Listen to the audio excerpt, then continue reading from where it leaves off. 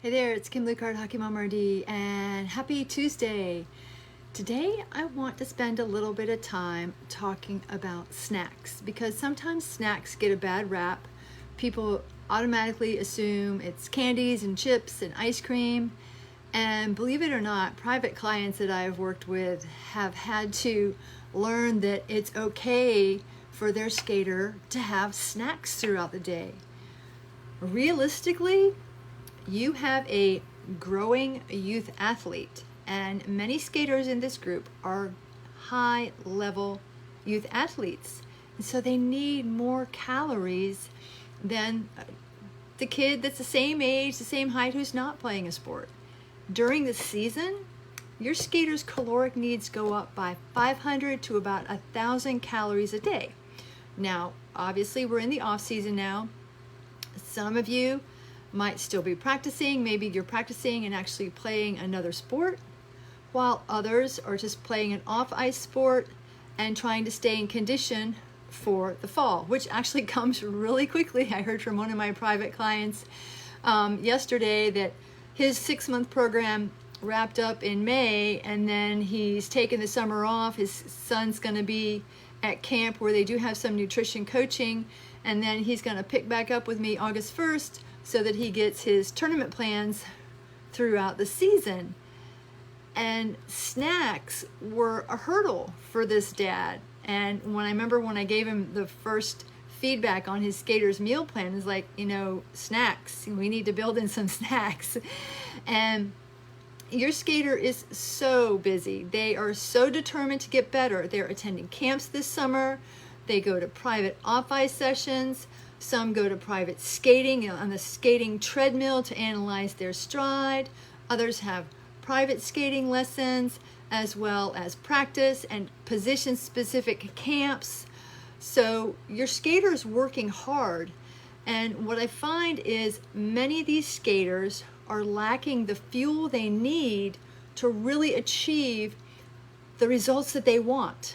And I haven't met a skater yet, either private or in my group, where I've looked at their 3-day recall, which is what I do with everybody, whether you're a private or a group member, and I give you feedback on it. And almost inherently, majority are not eating enough carbs, and the majority are not having snacks. And they're stopping eating too soon. I had my highest level skater I ever worked with stopped eating at like 7 o'clock at night. And I was like, oh my gosh, no. So what I want to share with you is that snacks provide your skater with 10 to 35% of their daily caloric intake. So the majority of the skaters that I work with are between the ages of 11 and 15. They're high-level skaters, and many of them need about 3,200 calories a day.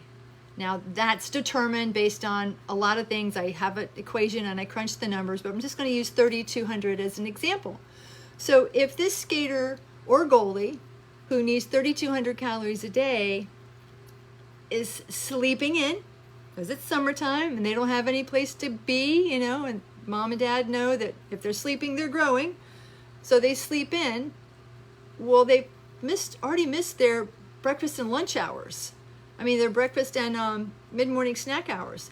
And when your skater skips snacks, they can decrease their caloric intake by 10 to 35%, like I just said.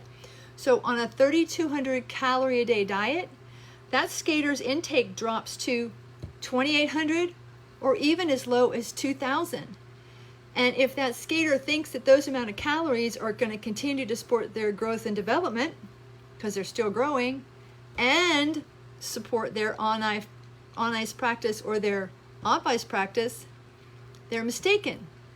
Because when your skater is not eating enough good quality hockey strong snacks, they're missing the nutrients they need to grow and develop through their growth years, and they're missing the nutrients and calories, carbs, fats, and protein that they need to become the best hockey player they can become.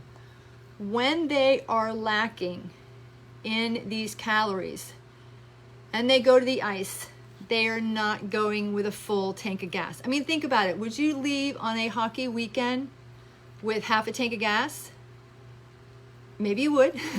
I wouldn't. It's scary to run out of gas. And if you don't really know where you're going, you want to make sure that you're well prepared. Your skater's body needs to be well prepared every single time they step on the ice for optimum performance. You never know who's going to be at practice that could meet your skater and say, hey, we'd like to take a look at you. Why don't you come skate with us on this weekend? That has happened to some of my skaters in the Create a Championship Plate program. So without enough food in your skater's body, they could show up on the ice. They're not going to have the energy to give 100%. They're not going to have the mental capacity, the focus to remember the drill that the coach just demonstrated that they're supposed to repeat within the next 2 minutes. They may have a headache. They may feel dizzy. And if their blood sugar's low enough, they may pass out. I actually saw that happen during a game one time.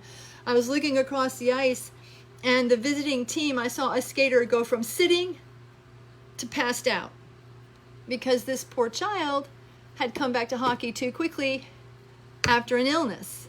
And during his illness, he got behind with all of his food because he didn't feel like eating. And that resulted in a low blood sugar attack on the ice. So snacks are so important. And in my 5 mistakes costing your skater ice time and how to avoid them, you actually learn how to avoid these 5 mistakes. I tell you, I don't give you hints. I tell you how to do it. And one of those mistakes includes snacks. So when you watch my webinar, the 5 mistakes costing you skater ice time and how to avoid them, you will learn about 5. Maybe there'll be new snacks for you. Maybe you'll already know them. But I encourage you to take a watch. Get your skater to watch the video too.